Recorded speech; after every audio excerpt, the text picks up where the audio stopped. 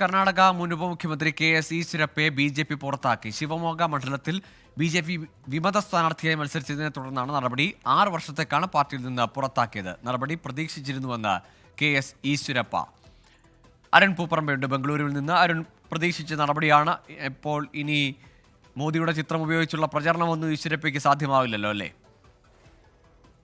ഗോകുൽ, തീർച്ചയായും കർണാടക മുൻ ഉപമുഖ്യമന്ത്രിയും BJPയുടെ മുൻ സംസ്ഥാന അധ്യക്ഷനുമായിട്ടുള്ള KS ഈശ്വരപ്പ ഇപ്പോൾ BJP പുറത്താക്കിയിരിക്കുകയാണ്.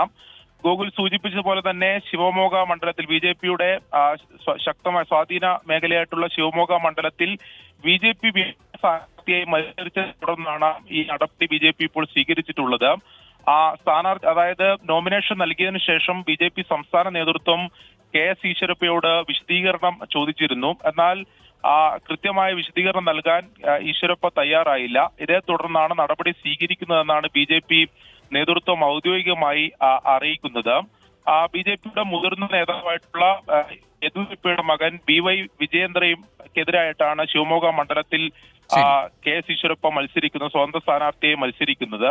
നേരത്തെ തന്നെ ഇത്തരത്തിലൊരു നടപടി ഉണ്ടാകുമെന്ന സൂചന നേരത്തെ പുറത്തു വന്നിരുന്നു. ഗോകുൽ സൂചിപ്പിച്ചതുപോലെ തന്നെ നരേന്ദ്രമോദിയുടെ ഉൾപ്പെടെ ചിത്രങ്ങൾ ഉപയോഗിച്ചുകൊണ്ടാണ് ശിവമോഗ മണ്ഡലത്തിൽ KS ഈശ്വരപ്പ പ്രചാരണം ഉൾപ്പെടെ നടത്തിയത്. അതിനെതിരെയും BJP സംസ്ഥാന നേതൃത്വം ശക്തമായ നിലപാട് സ്വീകരിച്ചിരുന്നു. അതിനെ തുടർന്നാണ് ഇപ്പോൾ നടപടി കൂടി ഉണ്ടാവുന്നത്. ശരി അരുൺ, ഏതായാലും KS ഈശ്വരപ്പ മുൻ കർണാടക ഉപമുഖ്യമന്ത്രിയായ KS ഈശ്വരപ്പയെ BJP പുറത്താക്കിയിരിക്കുന്നു. വിമത സ്ഥാനാർത്ഥിയായി ശിവമോഗയിൽ മത്സരിക്കുന്ന സാഹചര്യത്തിലാണ് ഈ പുറത്താക്കൽ നടപടി. അരുൺ പൂപ്പറമ്പയാണ് വിവരങ്ങൾ പങ്കുവച്ചത്.